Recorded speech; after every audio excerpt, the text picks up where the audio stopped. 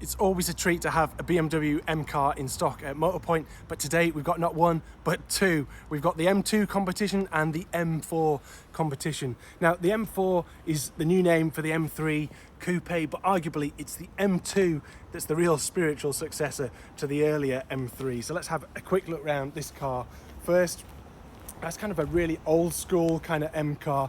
I absolutely love it. We've got the traditional rear wheel drive layout. We've got this muscly kind of compact body. If you just look down the side here, you can see how swollen these rear arches are to fit that wider track and the 19-inch alloys there. Also around the back, we've got the trademark quad exhaust pipes that have been an M signature since the E46 M3 of the early 2000s.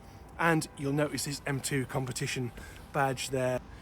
Now, when BMW first launched this car in 2016, it had a straight six 3-litre turbocharged engine. When they uprated it with the competition, they switched it from a single turbo engine to the twin turbo engine from the M4, and that boosted power 40 brake horsepower to 404 brake horsepower. And with our dual clutch gearbox on this car, that's enough for 0 to 62 in 4.2 seconds. So it's a lot of punch for a little car. And also you got things like an uprated exhaust, uprated chassis as well. And if we have a look inside, got these lovely leather sport seats with the M2 logo there. You see the three-spoke steering wheel and the iDrive with the map as well, and there's your dual clutch gearbox with the shifter there. You can slot that into manual and control it on the gear shift, and also on the paddles up here on the wheel.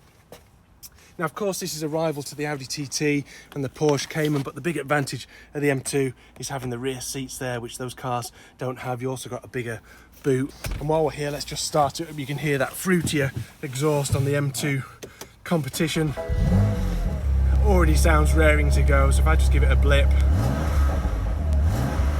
Very, very purposeful. Dual clutch gearbox, just over 4,000 miles, so very, very tempting. Let's have a look at the M4 competition. Now, this is the first time they use the M4 badge, but effectively it's the 5th generation M3 coupe. This one's in San Marino blue, a lovely sort of purpley blue colour. If we just have a look around, you'll see these double spoke 19-inch alloys. That angle, you can see the bonnet bulge poking up there. One of the key signatures of the M4 is this carbon fibre roof, which lowers weight at the highest point of the car, which is really beneficial for handling. But to be honest, with this luscious finish, this carbon fibre weave, it just looks great. At the back, we've got these swollen arches like the M2, and M fans might notice that boot spoiler, so like the E46 M3 CSL there. And we've got the quad exhaust pipes. Now, this is the first time we got the turbocharged engine in this car, so let's just have a look under the bonnet. Now, effectively, this is very, very similar to what's under the M2 competition bonnet. The difference is the M2 actually detuned the engine slightly versus the M4, whereas the competition version of the M4 uprated it to 444 brake horsepower.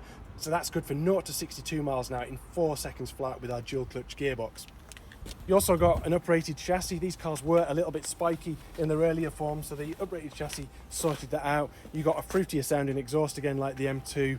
And if we just have a look inside before I start it up, got these fantastic leather sports seats here with the M logo on them. Quite a similar layout to the M2. It is more mature kind of looking, but 3-spoke steering wheel. You got the paddle shifters on the wheel there. You've got the dual clutch gearbox. A few more toys to play around with as well, including adaptive dampers, so you can soften and stiffen the suspension up. You've got the iDrive again with the map, and of course, because it's a bigger car, it's an M4, you've got properly usable rear seats this time as well, and a larger boot. And if I start this car up, already sounds deep and rumbly, nice and purposeful there. A little bit of a crackle as well when you back off. The interesting thing with these two cars is they are actually quite similar on price now, so a bit of a difficult decision. Maybe it could be a dream 2-car garage, who knows, but check them out online. There are a few different examples throughout the Motorpoint network. See what takes you fancy, and don't forget to follow us on social media for all the latest deals and updates.